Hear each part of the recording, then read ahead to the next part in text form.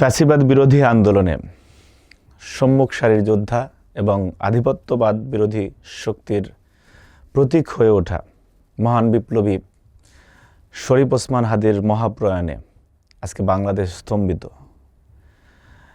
আমরা সকলেই শরীফ ওসমান হাদির হত্যাকাণ্ডে যারা জড়িত সেই দুষ্কৃতকারী হত্যাকারীদের গ্রেফতার এবং বিচারের দাবিতে বাংলাদেশের মানুষ দৃঢ় প্রতিজ্ঞ। কিন্তু শরীফ ওসমান হাদি যে স্বপ্ন দেখেছিলেন, যে লক্ষ্যে তিনি কাজ করেছিলেন, যে গণতান্ত্রিক বাংলাদেশ বিনির্মাণ, এবং ওসমান হাদির যেখানে তিনি গুলি খেয়েছেন সেই সময়ও তিনি নির্বাচনী প্রচারণায় চেয়েছিলেন। তিনি গভীরভাবে অনুধাবন করেছিলেন যে বাংলাদেশে 3টি জাতীয় নির্বাচনে মানুষ তার ভোটাধিকার প্রয়োগ করতে পারেনি। আজকে দেশে একটি নির্বাচন দরকার। একটি গণতান্ত্রিক সরকার ছাড়া, একটি নির্বাচিত সরকার ছাড়া বাংলাদেশ অনিবার্যভাবে একটি ব্যর্থ রাষ্ট্রে পরিণত হবে। সেটি কিন্তু শরীফ ওসমান হাদি ভালোভাবেই উপলব্ধি করতে পেরে তিনি নির্বাচনের জন্য কাজ করতেছিলেন। কিন্তু আজকে ওসমান হাদির চেতনার কথা বলে, তার শাহাদাতের বিষয়কে পুঁজি করে যারা বিশৃঙ্খলা সৃষ্টি করে নির্বাচন ব্যাহত করতে চাচ্ছেন, স্পষ্টতই বোঝা যাচ্ছে যে তারা বাংলাদেশকে একটি এমন পরিস্থিতিতে নিয়ে যেতে চাচ্ছেন যাতে নির্বাচনটি বিলম্বিত হয়, নির্বাচন না হয়। এটা খুবই স্পষ্ট যে তারা ওসমান হাদির চেতনা বিশ্বাস করেন না, ওসমান হাদিকে ধারণ করেন না।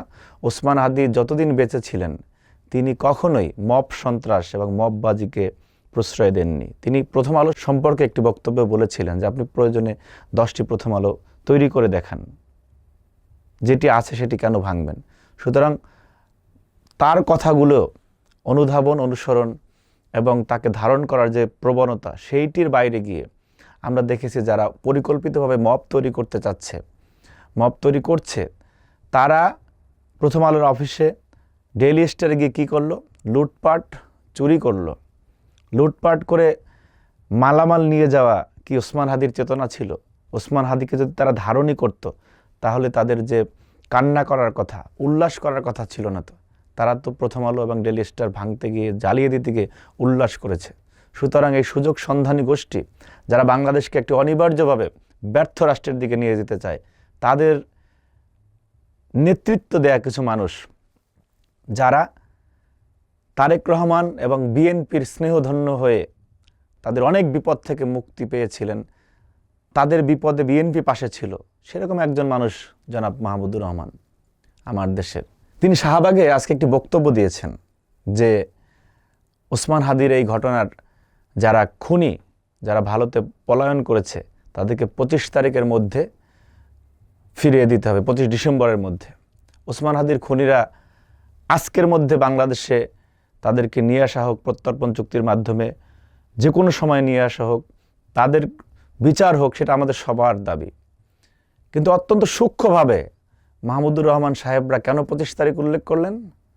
কারণ বাংলাদেশের এই মুহূর্তের যেই ব্যক্তিকে সবচেয়ে বেশি দরকার বাংলাদেশের স্থিতিশীলতা, বাংলাদেশকে এগিয়ে নেওয়ার জন্য, যেই বাংলাদেশপন্থী নেতা তারেক রহমানকে এই মুহূর্তে সবচেয়ে বেশি প্রয়োজন, তিনি যখন স্বদেশ প্রত্যাবর্তনের জন্য প্রস্তুত এবং বাংলাদেশের সাধারণ মানুষ, গণতন্ত্রকামী মানুষ যখন তারেক রহমানকে বরণ করতে প্রস্তুত, ঠিক সেই সময় এই অপশক্তি যারা কিনা কোনো না কোনো দেশের এজেন্ডা বাস্তবায়নের জন্য এবং বাংলাদেশকে একটি ব্যর্থ রাষ্ট্রে পরিণত করার জন্য অপচেষ্টায় লিপ্ত রয়েছে, তাদের প্রতিনিধি হয়ে মাহমুদুর রহমান সাহেব কথা বলছেন বলে আমরা মনে করি। এবং তার সাথে আরও অনেক দুষ্কৃতিকারীরা যুক্ত রয়েছে যারা কিনা তথাকথিত বিপ্লবী সরকার গঠন করার কথা বলে বাংলাদেশকে একটি অনিবার্যভাবে খারাপ পরিস্থিতির দিকে নিয়ে যেতে চাচ্ছেন। মাহমুদুর রহমান সাহেব তার বক্তব্যে বলেছেন যে ওসমান হাদির রক্তের কসম খেয়ে উনি প্রতিজ্ঞা করতে চান যে 25 তারিখের মধ্যে যদি ওসমান হাদির খুনিদেরকে ফিরিয়ে না দেওয়া হয়, ভারতের যারা এদেশে চাকরি করে, আরও অনেক কথাই তিনি বলেছেন যে তার বিরুদ্ধে তিনি আন্দোলনে নামবেন। 25 তারিখ কেন ভাই? কারণ 25 তারিখ তারেক রহমান দেশে ফিরবেন। এই জন্য স্পেসিফিক ওই ডেটটির কথা বলেছেন যে এর আগে কোনো না কোনোভাবে বিশৃঙ্খলা তৈরি করে, কোনো পরিস্থিতি তৈরি করে তারেক রহমানের দেশে ফেরার যে ঐতিহাসিক মাহেন্দ্রক্ষণ, সেইটিকে ওনারা একটু ম্লান করতে চান। মাহমুদুর রহমান সাহেব, আপনি যখন বিপদে ছিলেন আপনার পাশে বিএনপি ছিল, আপনার প্রতি আমাদের সহানুভূতি ছিল। দয়া করে এমন কোনো দুষ্টমি করবেন না, এমন কোনো পরিস্থিতি তৈরি করবেন না যাতে সাধারণ মানুষ আপনাকে গণহারে বর্জন করে। আপনার এই যে তর্জন গর্জন, এটি যে উদ্দেশ্য প্রণোদিত শুধুমাত্র একটি পরিস্থিতি তৈরি করার জন্য, সেটি আপনার কসমেই বোঝা গিয়েছে। কারণ কোনো ব্যক্তির রক্ত নিয়ে কসম করা কোরআনে স্পষ্টতই শিরক বলা হয়েছে। আপনি তো ইসলামের কথা বলে থাকেন মাঝে মধ্যেই দেখি, তো আপনি কেমনে রক্তের কসম খাইলেন? রক্তের তো কসম খাওয়া জায়েজ নেই, এটা শিরক। সুতরাং এই সমস্ত ভাওতাবাজি এবং তথাকথিত বিপ্লবী সরকার গঠনের নামে পরিকল্পিত মব সন্ত্রাসকে উস্কে দেওয়ার যে প্রজেক্ট আপনি নিয়েছেন, সেখান থেকে দয়া করে সরে আসুন। আর যারা আপনাদের কথায় যে অর্বাচীনগুলো, যে মূর্খগুলো পরিকল্পিতভাবে মব তৈরি করতে চাচ্ছে, মব তৈরি করছে, তাদেরকে সতর্ক করে বলতে চাই, দীর্ঘ 17 বছরের যে ফ্যাসিবাদ বিরোধী আন্দোলনে আমরা যখন রাজপথে ছিলাম, মামলা, জেল, জুলুম, নিপীড়ন, গুম, খুন সব উপেক্ষা করে জাতীয়তাবাদী শক্তির নেতাকর্মীরাই সবচেয়ে বেশি এবং বিরতিহীনভাবে আমরা রাজপথে ছিলাম। আজকের অনেক নব্য বিপ্লবীকে তখন দেখেছি শেখ হাসিনাকে তোষামদি করে কথা বলতে, শেখ হাসিনার পা চাটতে। আপনাদের কাছ থেকে আমরা বিপ্লবের গল্প শুনতে চাই না। আপনারা এমন কোনো পরিস্থিতি তৈরি করবেন না যাতে আপনাদের প্রতিরোধের জন্য, আপনাদের এই ষড়যন্ত্রের বিষ দাঁত ভেঙে ফেলার জন্য আমাদেরকে রাস্তায় নামতে হয়।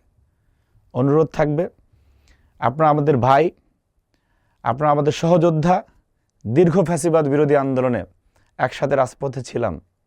এমন কোনো পরিস্থিতি তৈরি করবেন না যাতে ফ্যাসিবাদ বিরোধী ঐক্যটির একেবারেই বিনষ্ট হয়ে যায়।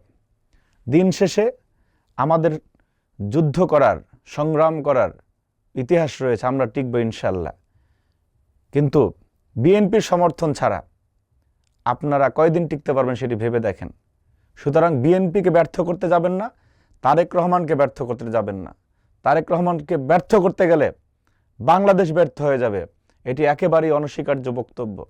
তারেক রহমানকে ব্যর্থ করতে গেলে বাংলাদেশের সার্বভৌমত্ব হুমকির মুখে পড়বে। সুতরাং অনুরোধ থাকবে যে এমন কোনো পরিস্থিতি তৈরি করবেন না যাতে পরবর্তীতে পস্তাতে হয় এবং বাংলাদেশের সার্বভৌমত্ব একটি অনিবার্য হুমকির মুখে পড়ে। তাই আসুন তারেক রহমানের পথ চলাকে সুগম করি, বিএনপির পথ চলাকে সুগম করি এবং আগামীর ফেব্রুয়ারিতে যে ঘোষিত নির্বাচন, সেই নির্বাচন যাতে হয় সবাই ঐক্যবদ্ধভাবে কাজ করি এবং ঐক্যবদ্ধভাবে জাতি গঠন করি। কিন্তু যদি আপনারা মনে করেন নির্বাচন না হয়ে বিকল্প কোনো কিছু ভাববেন, আপনারা প্রতিরোধের মুখে পড়বেন, অনিবার্যভাবে বিপদের মুখে পড়বেন। আপনারা আমাদের সহযোদ্ধা, আমরা চাই না আপনাদের পরিস্থিতি তৈরি হোক। সুতরাং বাংলাদেশের স্বার্থে আর কোনো ধরনের ষড়যন্ত্রে পা দিবেন না বলে আপনাদের কাছে আহ্বান জানাতে চাই।